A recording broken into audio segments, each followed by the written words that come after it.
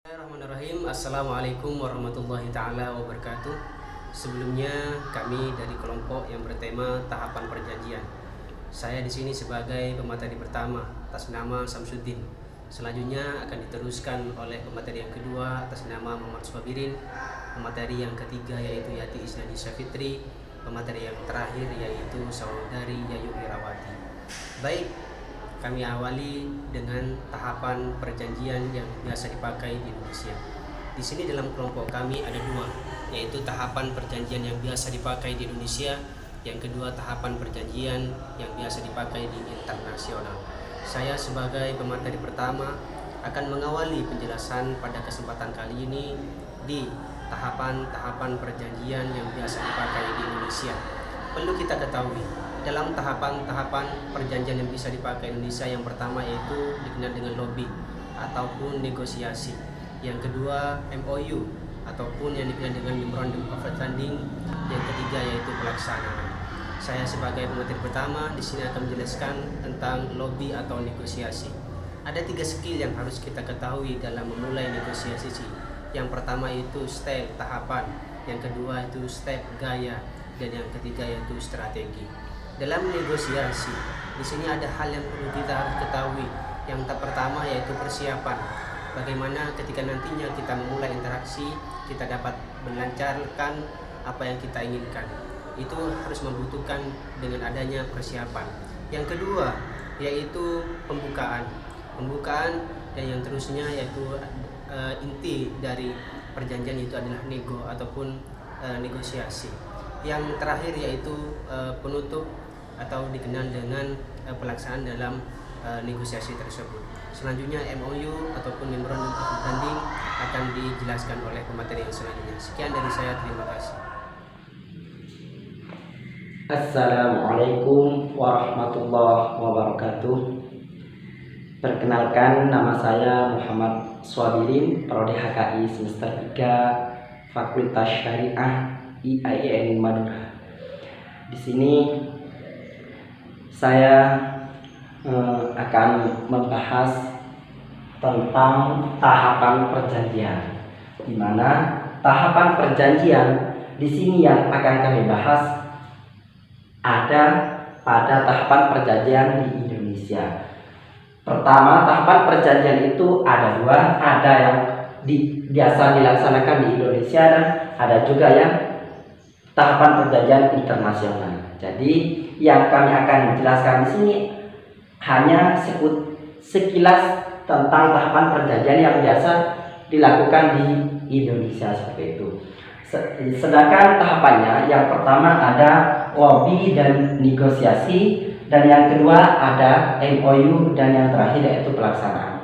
Namun yang tahapan perjanjian internasional pertama ada tahapan perundingan atau yang dikenal dengan negotiation juga sama, dan yang kedua itu penandatanganan, yang ketiga pengesahan, dan yang terakhir yaitu pengumuman. Nah, ini yang dilaksanakan pada tahapan perjanjian internasional.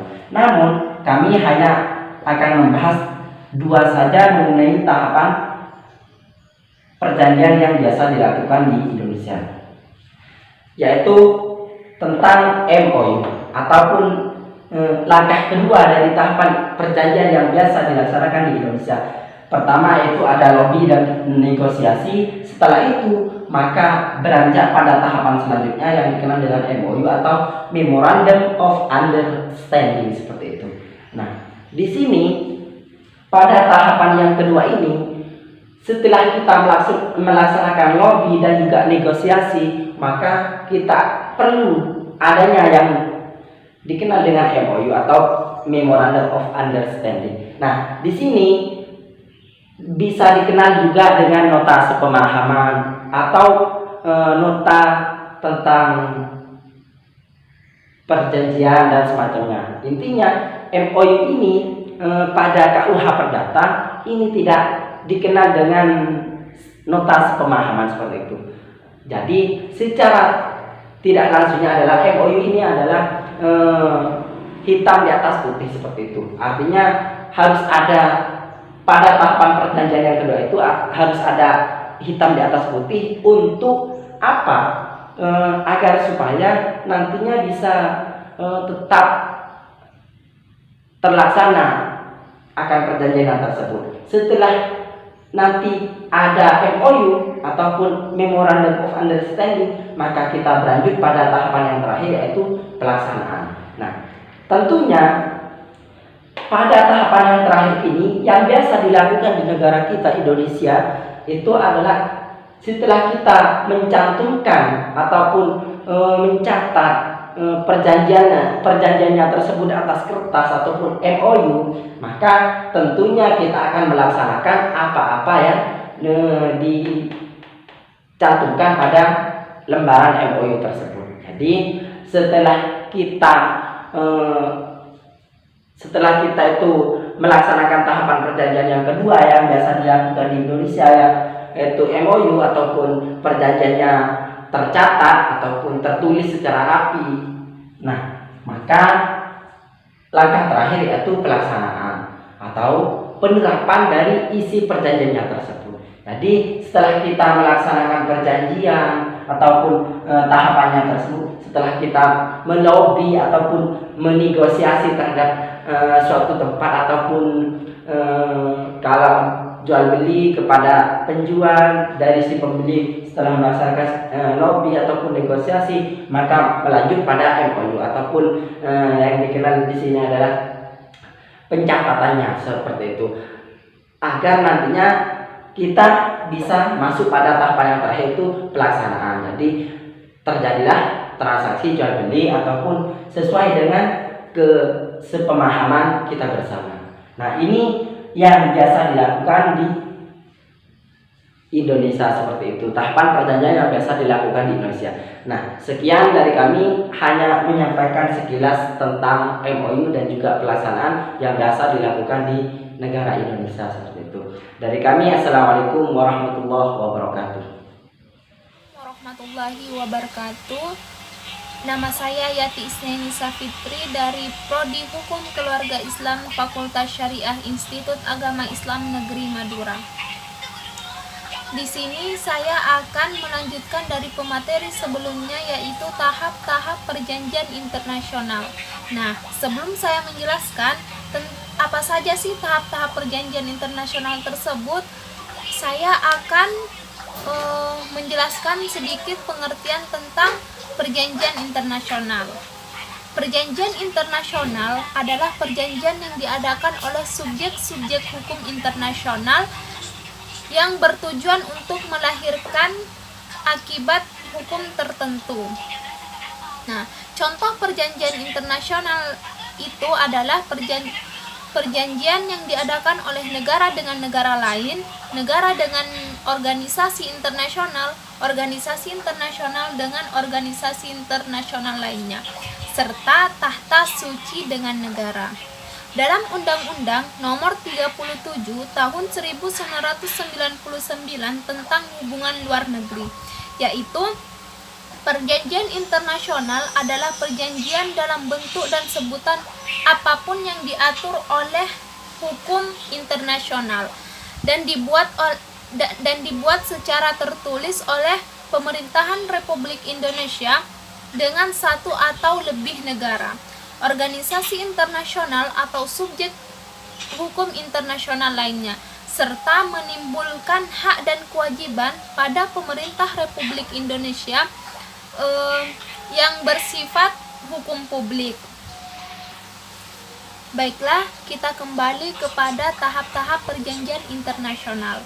Nah, di sini tahap-tahap perjanjian internasional itu ada 4. Yang pertama yaitu perundingan atau negotiation.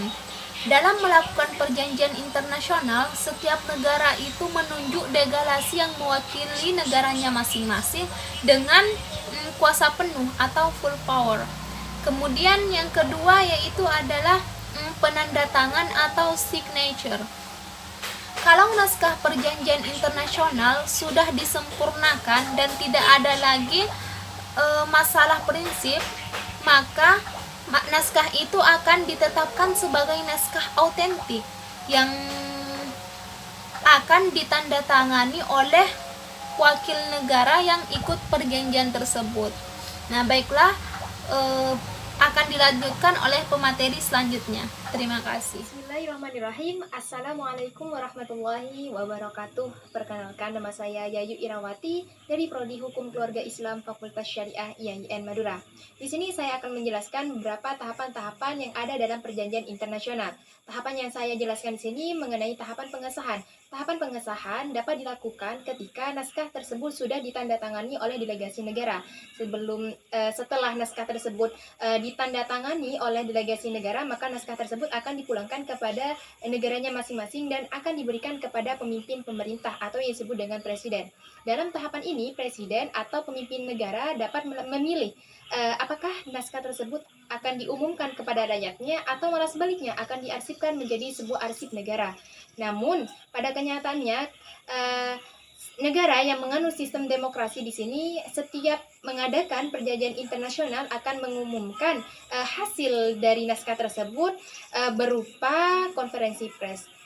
Setelah saya melakukan penjelasan yang berupa tentang pengesahan dalam tahapan-tahapan perjanjian internasional, di sini saya akan memasuki tahapan yang terakhir, yakni tahapan pengumuman. Dalam tahapan pengumuman di sini berfungsi sebagai suatu bentuk demokrasi bagi suatu negara. Dengan mengumumkan hasil perjanjian yang dibuat kepada rakyat tersebut, maka secara otomatis negara tersebut telah membuka sistem pemerintahannya, seperti itu.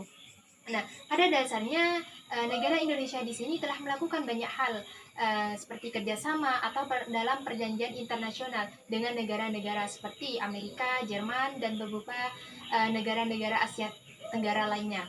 Nah, dalam hal ini Indonesia itu bersifat netral, artinya tidak memilih atau memihak kepada negara manapun.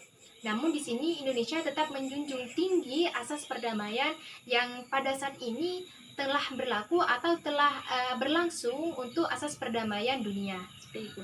Sekian, terima kasih penjelasan dari saya. Mohon maaf apabila ada kesalahan. Wassalamualaikum warahmatullahi wabarakatuh.